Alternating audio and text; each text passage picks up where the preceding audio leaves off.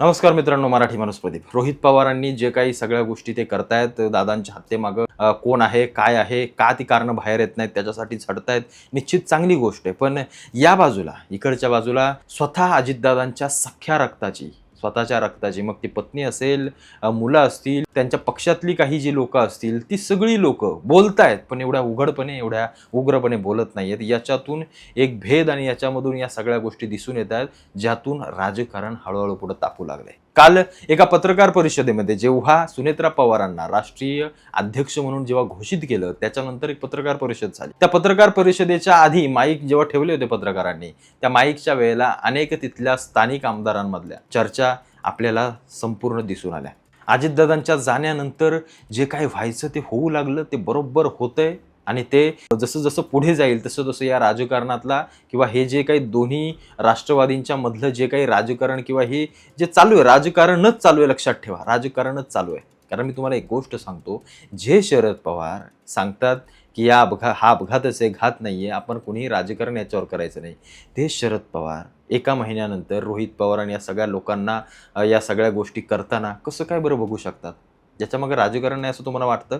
मग तुम्हाला जर असं वाटत असेल तर तुम्ही पवारांचे मानणारी लोक असाल, बरोबर की नाही? कारण तुम्ही एका विचाराचे असाल, तुम्ही न्यूट्रल नसाल. मी जे काही गोष्ट सांगतोय ती न्यूट्रल सांगतोय की असं असू शकतं का? मग जर शरद पवार स्वतः सांगतात की असं नाही, मग हे आता का करतायत? सुनेत्रा पवार इकडं दबक्या आवाजामध्ये जे काही बोलतायत, त्यांना दाबणारा नक्की आजूबाजूला कोण त्यांच्या फिरतंय, ते कालच्या पत्रकार परिषदेमध्ये स्पष्ट झालं. तिथे उभा असणाऱ्या आमदार तिथल्या आजूबाजूच्या लोकांशी बोलताना एक गोष्ट अत्यंत महत्त्वाच्या म्हटल्या की दादा असताना या लोकांनी आम्हाला त्यांच्या जवळ जाऊ दिलं नाही.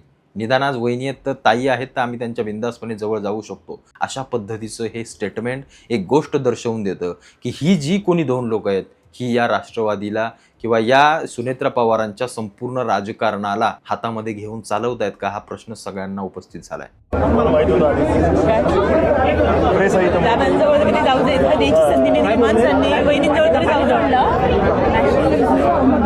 तुम्ही क्वेश्चन्स नका घेऊ, तुमचं बोलून उठाल.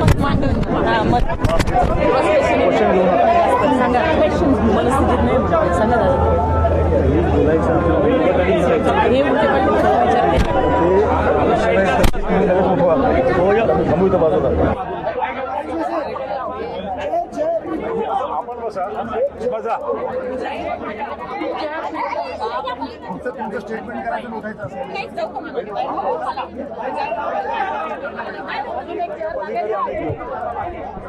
कारण काल पत्रकार परिषद झाली त्यावेळेला सुनेत्रा पवार फक्त येऊन खुर्चीवरती बसल्या, आजूबाजूचे दोघे जण बोलून गेले आणि पत्रकार परिषद आटोपली, संपली आणि सगळेजण निघून गेले.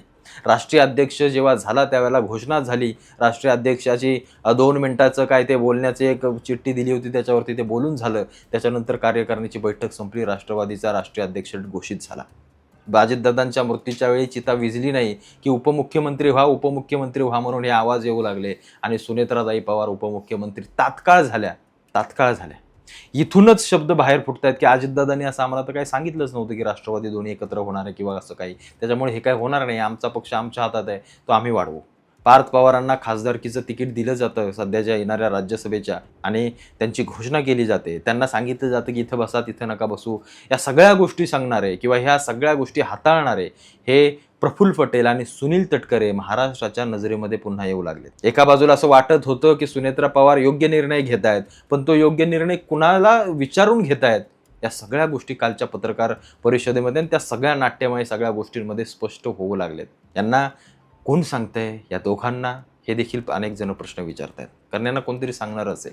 त्यांचा पक्ष आता सुनेत्रा पवारांशी आपण थेट बोलून चालवू शकत नाही, मग या दोन मोहऱ्यांना आधी कुणीतरी पुढे सोडलंय का, हा प्रश्न देखील अनेकांना सतावतोय. शरद पवारांना किंवा रोहित पवारांना माहिती आहे की ही दोन लोक आमच्या काकींवरती दबाव आणतायत. अशा अनेक गोष्टी किंवा अनेकदा स्टेटमेंट रोहित पवारांनी केलंय आणि त्याच्यामुळेच हा खरा संघर्ष चालू आहे.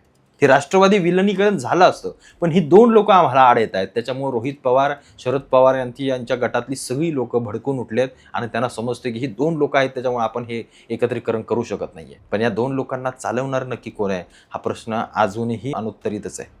कारण इथे कोणतरी आहे जो फक्त नाव राष्ट्रवादी आहे, जे फक्त तिथला राष्ट्रीय अध्यक्ष केलाय, उपमुख्यमंत्री केलाय, सगळं आहे, पण याला चालवणारे हे दोघे पण नाहीत. त्यांच्या मागे एक अदृश्य शक्ती आहे, त्याचं नाव मी तुम्हाला सांगणार नाही. तुम्हाला राजकारण समजत असेल तर तुम्हाला समजेल ही सगळी पुढची खेळी आहे.